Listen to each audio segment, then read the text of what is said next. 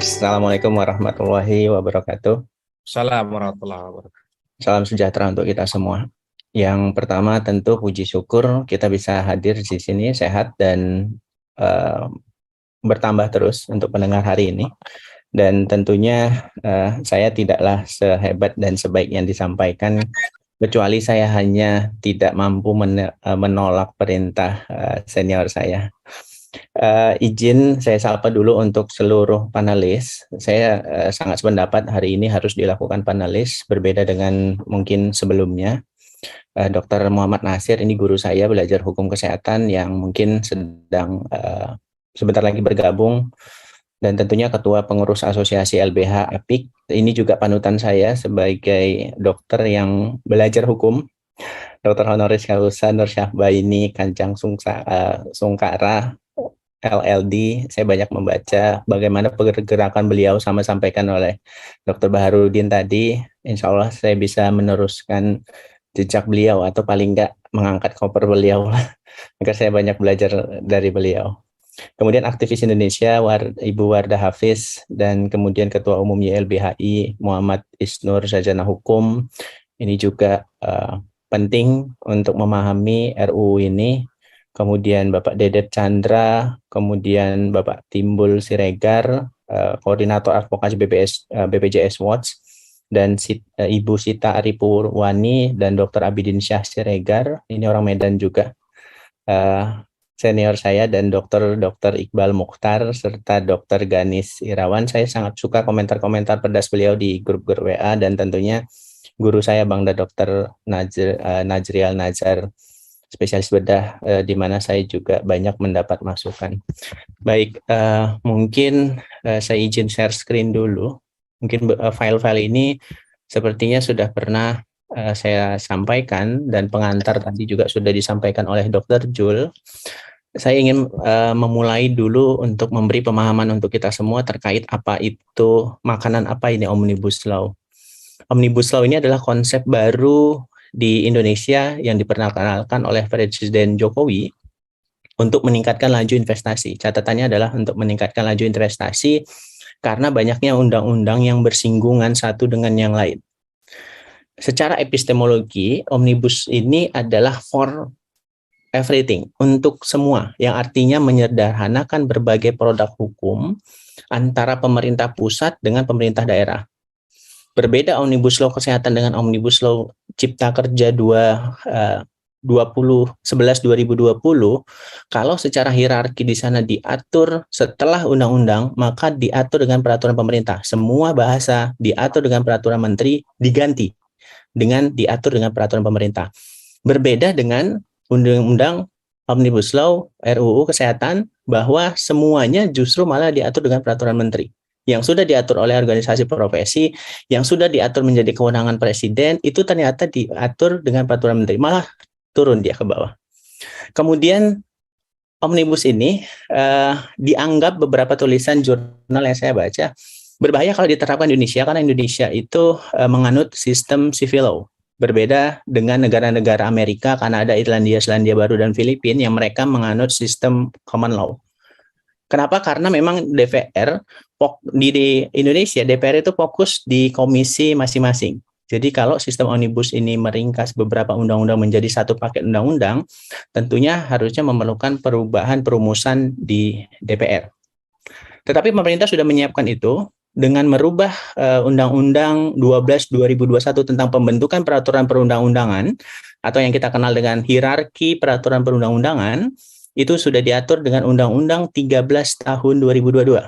Nah, di dalamnya itu Omnibus adalah salah satu metode dalam penyusunan peraturan perundang-undangan, di mana dia bisa memuat materi baru, kemudian mengubah materi yang sudah memiliki keterkaitan atau kebutuhan dengan peraturan undang-undang yang lain, dan yang ketiga sekaligus bisa mencabut peraturan perundang-undangan yang jenis dan hierarkinya sama. Ini dulu yang harus kita pahami terkait metode Omnibus Law yang hari ini kita bahas. Nah, penerapan Omnibus Law tentu ini sudah diatur di Undang-Undang 13 tahun 2022 tentang perubahan kedua atas Undang-Undang 12 2011. Kemudian terkait omnibus apa yang ada di dalam RUU Kesehatan, itu ada lebih kurang 12 undang-undang yang dijadikan dalam satu, dan beberapa ada yang diubah pasalnya, ada yang dicabut, kemudian ada juga yang memuat aturan-aturan baru. Semua undang-undang ini dikenakan. Undang-undang SJSN, Undang-undang BPJS 24 2011, Undang-undang Kesehatan 36 2009, Undang-undang Praktek Kedokteran, termasuk seluruh profesi masuk di dalam Omnibus Kesehatan. Termasuk tenaga kesehatan. Tadi Dr. Jul di awal pengantar sudah menyampaikan bahwa sudah bereaksi beberapa profesi kesehatan seperti perawat, bidan, dokter, kemudian juga tenaga kesehatan yang lain, karena memang undang-undang mereka yang sudah diatur, bahkan turunan peraturan menterinya dan peraturan pemerintahnya belum lagi ditelurkan, sudah dimasukkan di dalam undang-undang omnibus. Termasuk beberapa undang-undang penyakit menular, kekarantinaan, pendidikan kedokteran, dan juga undang-undang pendidikan tinggi, serta undang-undang pendidikan nasional. Dan ini masuk di dalam omnibus kesehatan yang nanti akan coba saya sampaikan secara kulitnya saja. Tentu yang harus menjadi bahan diskusi dan perhatian kita semua, bagi yang membaca ataupun paling tidak yang mendengar forum ini, terkait tadi bahwa omnibus tadi terkait investasi. Nah, silakan kita berinvestasi, silakan kita memasukkan tenaga kerja asing, tetapi harusnya mengikuti ketentuan yang ada di negara kita. Sebagaimana kita juga kalau mau masuk ke negara orang, kita harus mengikuti ketentuan di sana. Di dalam omnibus ini, ternyata sangat mudah masuknya tenaga kerja asing, serta hilangnya pembinaan sanksi etik bagi tenaga kesehatan dan pasien kes. Artinya hilangnya ini, peran organisasi profesi tidak dilibatkan sama sekali. Dan kesehatan yang tadinya merupakan hak asasi manusia, tetapi ini hanya terkonsep tidak terlalu detail dan jelas, diatur hak terhadap kesehatan ini. Bahwa hak kesehatan negara di dalam Undang-Undang Dasar 1945 pasal 28H ayat 1, hak untuk memperoleh pelayanan kesehatan harus memperoleh standar tertinggi. Nah, tentu standar tertinggi ini nanti diberikan oleh dokter dan tenaga kesehatan. Kalau kita mengacu kepada dasar kenapa dikeluarkannya Undang-Undang 29 2004 tentang praktek kedokteran, bahwa inti dari penyelenggaraan upaya kesehatan adalah penyelenggaraan praktek kedokteran. Itu kenapa kalau masyarakat datang ke fasilitas pelayanan kesehatan tidak ada dokter, dia mungkin akan pindah mencari di mana dokter itu ada, baik di puskesmas, klinik atau rumah sakit, karena memang penyelenggaraan praktek kedokteran ini adalah inti dari berbagai kegiatan. Bukan maksud menyampingkan peran dari tenaga kesehatan yang lain, tetapi inti dari berbagai kegiatan ini adalah praktek kedokteran. Sehingga praktek kedokteran ini di dalam konsideran kenapa dikeluarkannya Undang-Undang Praktek Kedokteran harus dilakukan oleh dokter dan dokter gigi yang memiliki etik dan moral yang tinggi. Kita harus sepakat dulu di sini. Karena ini memang bunyi undang-undangnya seperti itu. Memiliki etik dan moral yang tinggi, memiliki keahlian dan kewenangan yang harus ditingkatkan secara terus-menerus melalui apa? Pendidikan dan pelatihan berkelanjutan, sertifikasi, registrasi, lisensi, pembinaan, pengawasan, pemantauan. Sengaja saya bold di sini, karena disinilah poin penting pemerintah mengambil alih peran masyarakat, dalam hal ini organisasi profesi. Terkait etik dan moral yang tinggi yang harusnya ini menjadi titik tolak di awal, kenapa disebutkan di nomor 1, bukan ditaruh di paling ujung. Ternyata etik dan moral ini hanya sebagai bagian dari organisasi profesi tanpa memiliki kekuatan yang mengikat. Keahlian dan kewenangan tenaga kesehatan ini nanti di dalam beberapa pasal RUU itu diambil dan diselenggarakan oleh menteri melalui pendidikan yang dibuat oleh menteri bersama, dan tidak ada peran organisasi profesi di situ, termasuk sertifikasi, registrasi, serta lisensi. Mungkin secara lisensi benar ini kewajiban pemerintah di dalam mengeluarkan surat izin, termasuk juga registrasi. Registrasi pun yang menjadi kewenangan KKI sebagai lembaga yang independen, ini ternyata peran KKI menjadi di bawah menteri. Bahkan menteri punya kewenangan, ingin diletakkan kewenangannya, membatalkan keputusan KKI. Kalau registrasi yang dikeluarkan oleh KKI ternyata kita katakan tidak disetujui, tetapi menteri boleh mendapatkan kewenangan itu. Termasuk peran pembinaan, pengawasan, dan pemantauan, di mana organisasi profesi sama sekali tidak terlalu kental perannya. Ini kita harus konsen dulu di pasal bahwa penyelenggaraan praktek kedokteran adalah inti dari berbagai kegiatan penyelenggaraan upaya kesehatan, yang semua yang saya bold dan berwarna merah serta tulisan hitam pekat ini, disinilah poin krusial yang harus kita sepakati dan bahas nanti. Bukan untuk organisasi profesi, bukan untuk ID, tetapi untuk masyarakat, karena saya adalah bagian dari masyarakat, walaupun mungkin saja tidak lagi berpraktek, tentu saya akan menjadi pasien oleh dokter-dokter di 5 atau 10 tahun ke depan. Bahwa di dalam pasal 2 Undang-Undang Praktek Kedokteran, jelas disebutkan di situ praktek kedokteran harus dilaksanakan berasaskan Pancasila. Ajas Pancasila itu tidak hanya ajas sesuai pasal di dalam Pancasila, tetapi jelas disebutkan di situ nilai ilmiah, manfaat, keadilan, kemanusiaan, keseimbangan, serta pelindungan dan keselamatan pasien. Bahkan di dalam pasal 2 Undang-Undang Praktek Kedokteran, nilai ilmiah itu dijelaskan sangat detail di situ. Ada etika profesi di sana. Ada manfaat yang harus diberikan. Ada keadilan yang harus diterima merata kepada setiap orang yang menerima pelayanan kesehatan. Jangan kemudian dokter menemukan suatu metode yang baru, di mana metode itu hanya bisa dinikmati oleh kalangan berduit, oleh kalangan berpangkat, oleh kalangan orang yang memiliki jabatan, tetapi tidak bisa dinikmati oleh masyarakat yang lain. Ini sudah terjadi. Bahwa ada satu teknologi yang dianggap, ada temuan baru yang dianggap bisa menyembuhkan suatu penyakit, tetapi hanya eksklusif untuk orang-orang yang berduit. Hanya eksklusif hanya untuk orang-orang yang kemudian ID mengambil langkah tegas memecat orang tersebut. Tidak perlu disebutkan namanya. Kemudian kesehatan. Jelas di pasal 28H ayat 1, kesehatan itu adalah hak asasi manusia. Kita sudah sepakat di sini. Untuk memperoleh standar tertinggi. Tetapi nyatanya apa? Keluhan yang terjadi dan tenaga kesehatan yang dipersalahkan adalah pasien itu dianggap pelayanannya adalah substandar, di bawah standar bahkan. Jangankan mencapai standar tertinggi, mencapai standar menengah saja pun tidak. Dan ini ternyata tidak disinggung di dalam RUU Kesehatan. Bahwa terkait UMK naik 10%, pajak naik 11%, alat kesehatan obat juga naik, termasuk BBM juga sudah naik, tetapi tarif juga tidak naik, bahkan tidak diatur secara tegas di dalam undang-undang. Bahwa sedikit informasi, sejak 2016 sampai hari ini di tahun 2022, tarif tidak pernah mengalami kenaikan yang signifikan. Nah, terkait SIP yang disinggung oleh Dr. Jul tadi, bahwa di pasal 235, Rancangan Undang-Undang Kesehatan Omnibus, hilang sama sekali di situ rekomendasi organisasi profesi. Jadi untuk mendapatkan SIP, tenaga kesehatan cukup STR tempat praktek dan bukti pemenuhan kompetensi. Bahkan SIP-nya itu berlaku sepanjang tempat prakteknya masih sesuai.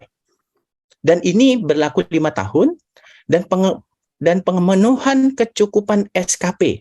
Poin pasal 235 ayat 5, pengelolaan kebutuhan SKP dilakukan oleh menteri, yang selama ini dilakukan oleh organisasi profesi, tetapi ini dilakukan oleh menteri.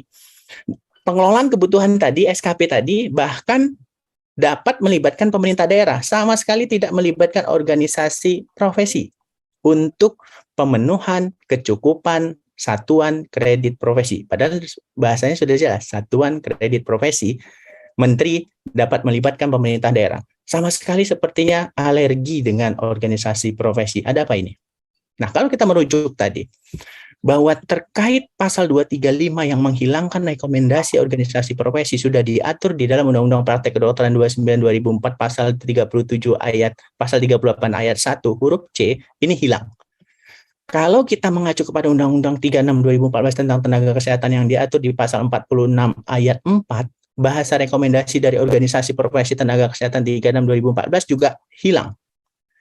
Kemudian kita buka lagi Undang-Undang Keperawatan 38/2014 pasal 19 izin praktek, rekomendasi dari organisasi profesi perawat hilang. Kemudian kita buka lagi pasal 28 di Undang-Undang Kebidanan, di khususnya Permenkes 28 2017 tentang izin praktek bidan, pasal 8 ayat 1 huruf G, rekomendasi dari organisasi profesi hilang. Jadi bidan, perawat, tenaga kesehatan, dan dokter Untuk tenaga kesehatan, STIP tidak membutuhkan lagi rekomendasi organisasi profesi. Kenapa rekomendasi profesi ini hilang? Ini yang mungkin menjadi pertanyaan.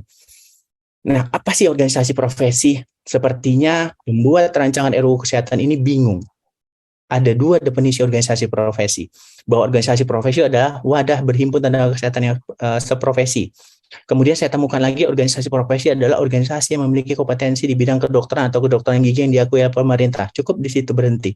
Padahal di Undang-Undang Praktek Kedokteran 24/2009 di ayat 12 jelas organisasi profesi adalah Ikatan Dokter Indonesia untuk Dokter, Persatuan Dokter Gigi Indonesia untuk Dokter Gigi. Di Undang-Undang Keperawatan jelas disebut PPNI, di Undang-Undang Kebidanan jelas disebut Ikatan Bidan Indonesia. Kalau mengacu kepada dokter izin, karena saya berlatar belakang dokter, saya tidak berani mengacu kepada perawat karena saya bukan perawat. Organisasi profesi itu diberikan kewenangan oleh Undang-Undang 29/2004. Pertama, menetapkan etika profesi, pasal 8. Apakah ini salah? Membuat standar profesi, penjelasan pasal 50. Apakah ini juga salah? Sehingga tidak diberikan peran ini lagi. Memberikan sanksi bagi anggota karena melanggar ketentuan etika profesi, pasal 8. Sudah dilakukan dengan memecat anggota. Mengusulkan untuk menjadi anggota KKI, pasal 14. Ini pun hilang, tidak ada rekomendasi lagi. Menyusun standar pendidikan profesi bersama, ini pun bukan sendiri, bersama asosiasi pendidikan, bersama kolegium, bersama asosiasi rumah sakit, bersama Depniknas, bersama Depkes, pasal 14. Tetapi ini peran menyusun standar pendidikan hanya oleh menteri bersama dengan KKI. Tidak ada peran-peran lagi di sini. Perlindungan masyarakatnya di mana? Kemudian memberikan rekomendasi untuk mendapatkan SIP, pasal 38. Ini pun hilang. Kemudian melakukan pembinaan pengawasan kendali mutu kendali biaya, pasal 49. Ini menjadi peran organisasi profesi. Apakah ini salah juga? Termasuk melakukan pembinaan. Tadi kita sudah sepakat di awal bahwa inti penyelenggaraan praktek kedokteran adalah pengawasan yang harus dilakukan bersama-sama pemerintah, organisasi profesi, dan masyarakat. Ternyata untuk melakukan pembinaan praktek bermutu melindungi masyarakat, pasal 58 pun sama sekali tidak disinggung di situ. Termasuk mengusulkan untuk menjadi anggota MKDKI pasal 60, ini juga semua pasal ini dikebiri. Mohon maaf, saya menggunakan bahasa kebiri. Kemudian memeriksa pengaduan dugaan pelanggaran etik. Sama sekali tidak disinggung di situ di dalam RUU Kesehatan. Baik, bukan hanya untuk dokter, tetapi untuk seluruh tenaga kesehatan. Serta melakukan pengawasan praktek kedokteran, karena yang memahami tentang praktek kedokteran, apakah itu melanggar etik, melanggar disiplin, tentu organisasi profesi itu sendiri. Tetapi pemerintah tidak ingin melibatkan di dalam RUU yang beredar, melibatkan organisasi profesi dalam hal ini. Peran krusial organisasi profesi itu, ini yang kemudian merasa, kenapa sih harus diserahkan kepada organisasi profesi? Justru kita bertanya, kenapa kalau diserahkan kepada organisasi profesi? Membentuk kolegium, itu krusial organisasi profesi, menetapkan menegakkan etik, termasuk menyusun standar pendidikan, yang semua kewenangan ini, mengadakan P2KB, ini diambil oleh menteri lagi di dalam RUU. Menyusun standar pendidikan, diambil oleh menteri juga. Mengawasi, membina, mengawasi mutu, ini juga dilakukan oleh menteri. Termasuk pembinaan pengawasan, bahkan dilakukan oleh bersama pemerintah daerah. Organisasi profesi secara krusial tidak dilibatkan. Padahal, tadi Dr. Jules sudah menyinggung, rekomendasi izin profesi itu untuk apa sih? Syaratnya apa sih? Bahwa ini syarat administratif, bahwa kalau seorang dokter mau berpraktek, saya yakin ini sama dengan tenaga kesehatan lain, perawat, bidan, dan tenaga kesehatan lain. Untuk seorang dokter mau berpraktek, untuk melayani masyarakat secara langsung, karena kita berhubungan dengan nyawa, tolong serahkan ijazah leges aslimu. Tolong serahkan surat tanda registrasimu. Tolong lunasi iuran anggotamu sebagai anggota organisasi profesi. Dan bayar biaya rekomendasi. Kemudian yang terpenting adalah tidak sedang menjalani sanksi organisasi, baik itu etik, disiplin, dan hukum. Untuk apa? Untuk melindungi masyarakat, agar masyarakat dilayani oleh dokter yang memiliki etik dan moral yang tinggi.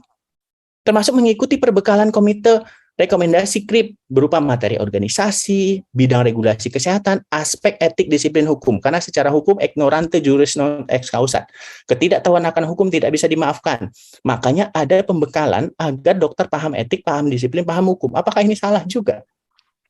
Jadi, aturan rekomendasi ini bukan untuk mempersulit. Kalaupun ada oknum pengurus ID yang mempersulit, silahkan laporkan itu ke organisasi, nanti organisasi akan mengambil langkah tindakan yang tegas. Jangan itu semua digeneralisir, hanya karena dilakukan oleh 1 atau 2 cabang.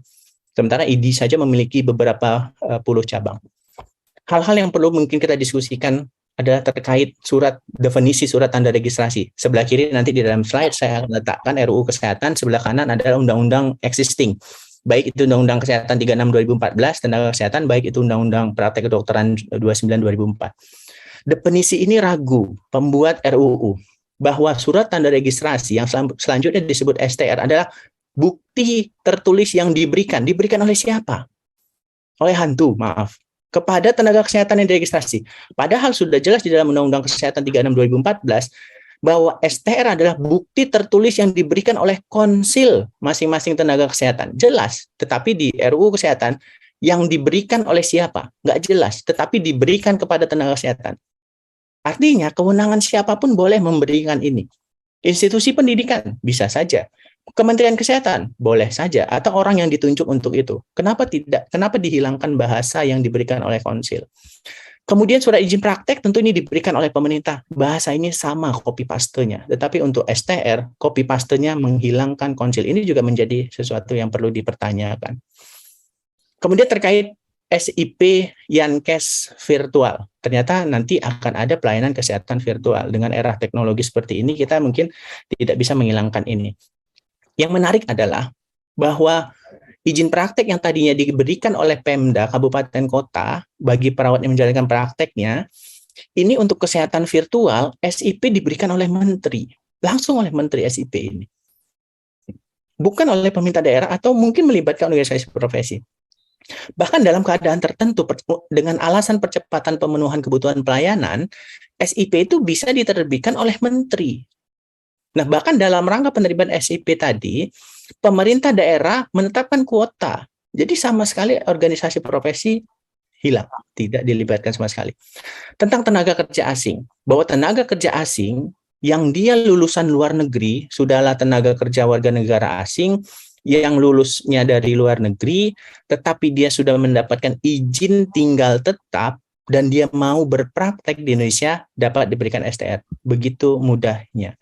Kemudian Undang-Undang Praktek Kedokteran. Padahal itu sudah diatur kalau bagi bagi dokter atau dokter luar negeri yang akan melakukan praktek, harus dilakukan evaluasi dulu. Apakah ilmunya cocok, bahasanya bagaimana, kemudian komunikasi bagaimana, etiknya bagaimana, ijazahnya sah atau tidak, mampu nggak untuk melakukan praktek kedokteran, punya surat pernyataan, sudah mengucapkan janji atau tidak, sudah memiliki surat fisik mental atau tidak. Ini tidak.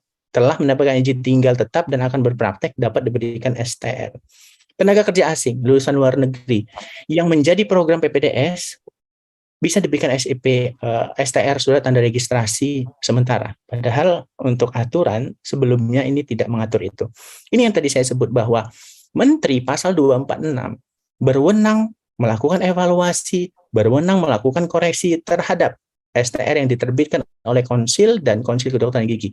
Jadi dia bisa mengkoreksi kalau ternyata keputusan KKI, Konsil Kedokteran Indonesia atau Konsil Tenaga Kesehatan, itu menganulir tadi. Tetapi menteri ingin kewenangan itu diberikan kepada menteri. Di pasal 221 jelas bahwa kalau memang butuh tenaga kerja asing, di aturan di praktek kedokteran 29/2004, mohon maaf ini salah ketik, untuk melakukan pendaya gunaan tenaga kerja asing, harus mempertimbangkan kemanfaatannya untuk ahli teknologi dan ilmu pengetahuan dan ketersediaan tenaga kesehatan setempat. Harus dilihat dulu, tenaga kesehatan setempat itu memang kosong, tidak ada, atau memang jumlahnya kurang.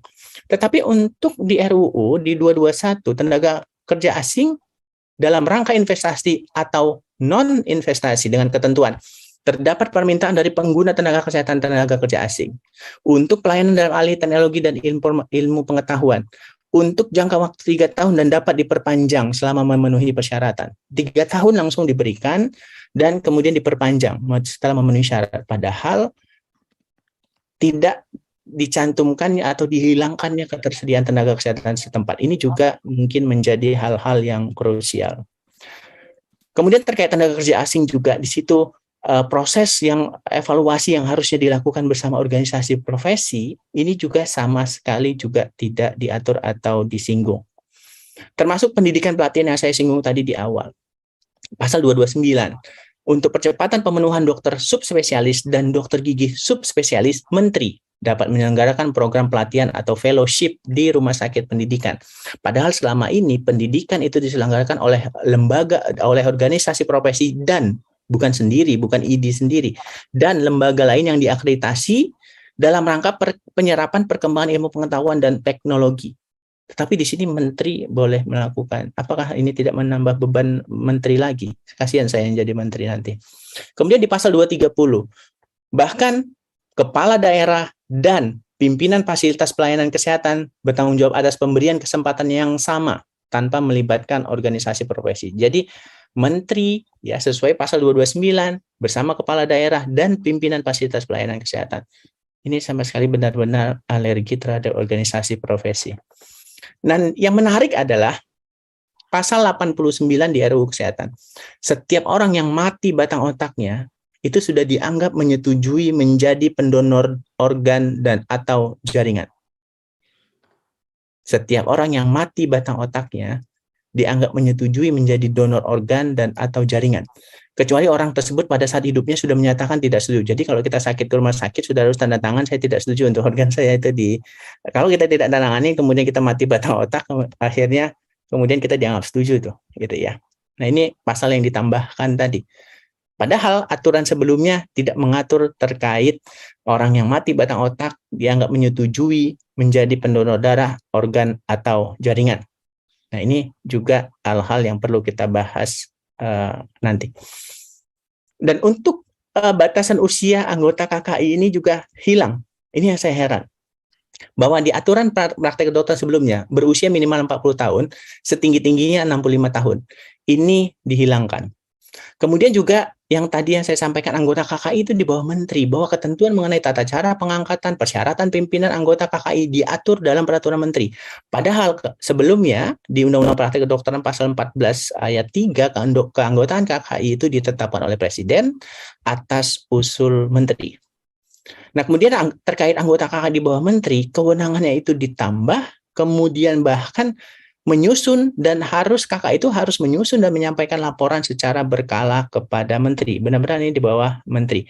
Padahal ketentuan sebelumnya untuk tugas wewenang Konsil Kedokteran Indonesia cukup diatur dengan peraturan per konsil.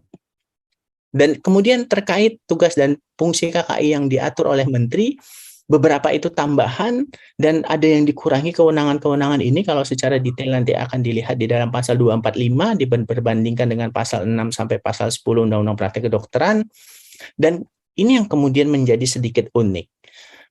Karena kita adalah negara kepulauan dan kabupaten kota hingga ke pelosok, di pasal 280 terkait kalau tenaga kesehatan tidak ada dokter di sana, tidak ada tenaga kesehatan di sana, tidak ada tenaga kefarmasian di sana, maka kondisi tidak adanya tenaga medis dan atau apoteker ini ditetapkan oleh camat.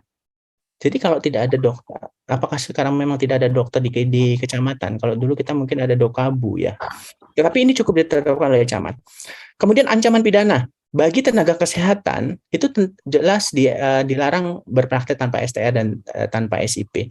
Dan ternyata kalau dia berpraktek tanpa SIP yang selama ini hanya didenda maksimal 100 juta, ternyata naik menjadi 300 juta, 3 kali lipat.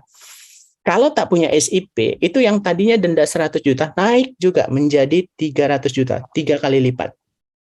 Bahkan yang paling miris kalau bagi saya adalah di pasal 435, setiap orang, jadi ini orang per orang, bukan tenaga kesehatan, yang dia melakukan praktek pelayanan kesehatan tradisional, menggunakan alat dan teknologi, kemudian mengakibatkan rugi benda, luka berat, kemudian kematian, pidananya hanya 1 tahun, dendanya paling banyak 100 juta.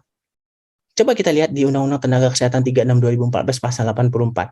Dia tenaga kesehatan, sudah sekolah, sudah berpraktek. Seandainya mengakibatkan tadi luka berat, pidananya 3 tahun. Kalau mati, ini 5 tahun. Sementara orang yang melakukan praktek pelayanan tradisional tanpa izin lagi, luka berat kemudian meninggal, hanya 1 tahun dan dendanya hanya 100 juta.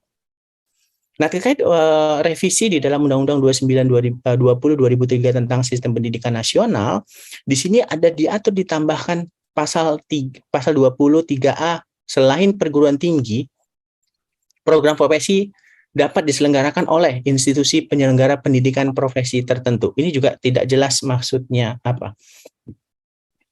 Bahkan pemberian gelar profesi bisa diberikan oleh institusi penyelenggara pendidikan profesi tertentu. Pasal 21 ayat 2. Itu ada sisipan pasal. Kemudian di Undang-Undang 40 2004 tentang SJSN. Di sini pekerja yang tidak melakukan pendaftaran berhak mendaftarkan diri sebagai peserta atas tanggungan pemberi kerja. Nah, ini unik nih, menarik nih. Kemudian bahwa pasal ini sebelumnya tidak diatur gitu ya. Jadi dia bisa mendaftarkan diri kemudian atas tanggungannya. Kalau pendapatannya ternyata tidak contohnya ya mohon maaf pembantu AS yang ada di rumah kita misalnya, karena kita sudah sepakat hanya membersihkan beberapa dan ternyata dia tidak kita daftarkan, ternyata dia bisa mendaftarkan diri dan kemudian kita yang sebagai tuan rumah yang harus menanggung. Tentu ini juga sementara gaji kita saja untuk 5 anak ya, kalau kita mandiri ya berjualan bakso misalnya, ini tentu akan sangat memberatkan. Dan kemudian ketentuan yang diatur, ketentuan lebih lanjut mengenai pembayaran ini diatur dengan peraturan pemerintah yang belum ada peraturan pemerintahnya. Kemudian juga manfaat di dalam RUU Kesehatan Jaminan Kesehatan ini juga ditambahkan lebih banyak dan saya sependapat untuk ini. Jadi artinya di dalam RUU ini tidak hanya ada pasal-pasal krusial yang perlu kita kritisi, tetapi ada pasal-pasal krusial yang perlu kita dukung juga. Termasuk juga di dalam penambahan pasal yang mengalami kekerasan kecelakaan yang membutuhkan layanan ini berhak mendapatkan manfaat sesuai kebutuhan medis. Ini yang perlu kita dukung.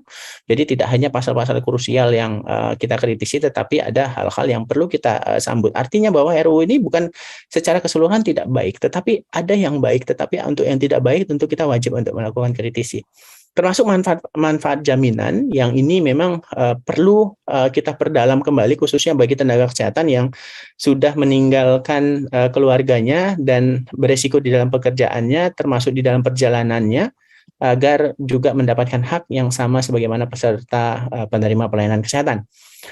Dan kemudian terkait persentase besaran upah yang tadinya ada diatur batasan persentase pasal 27 persentase dari upah sampai batas tertentu. Nah, di sini persentase tertentu dari upah atau pendapatan seseorang tidak ada lagi diatur sampai batas tertentu. Artinya kalau Dr. Jul penghasilannya 1 bulan ini 750 juta, maka mengikuti persentase 750 juta. Dan kemudian menurun kalau penghasilannya kemudian hanya 100 juta rupiah. Kemudian perlu dilakukan peninjauan kembali terkait besaran iuran jaminan kesehatan yang dilakukan 2 tahun sekali. Kemudian terkait di Undang-Undang BPJS 24 2011 yang dihapus ini adalah dalam melaksanakan tugasnya direksi berwenang pertama mengusulkan kepada presiden penghasilan bagi dewan pengawas dan direksi dihapus. Saya latar belakangnya dihapus kenapa ya? Kemudian usia untuk menjadi anggota Dewan Pengawas atau anggota direksi, calon tersebut harus memenuhi syarat berusia minimal 40 tahun dan paling tinggi 60 tahun dihapus. Kemudian aturan-aturan terkait BPJS ini ditambahkan tanggung jawabnya seperti apa saja, termasuk juga kewajiban BPJS ini seperti apa saja, ini yang mungkin perlu didukung, tetapi kewenangannya saya lihat ini sangat besar, termasuk kewajiban pemberi kerja ini mungkin saya sependapat ini perlu didukung. Dan hal-hal terkait Dewan Pengawas, kebijakan Dewan Pengawas dan aturan, ini termasuk juga melakukan mengusulkan recall terhadap anggota Dewan Pengawas, kemudian yang mengusulkan kepada Presiden tadi dan ini sudah dihapus. Saya pikir itu saja dulu untuk memancing diskusi kita, Dr. Baharudin. Mohon maaf apabila dalam penyampaian ada yang keliru atau yang kurang tepat, dan saya hanya kulitin saja karena saya baru diinfoin sama Dr. Jul kira-kira hari Jumat untuk menyiapkan materi ini. Terima kasih Dr. Baharudin dan guru besar, profesor semua. Assalamualaikum warahmatullahi wabarakatuh.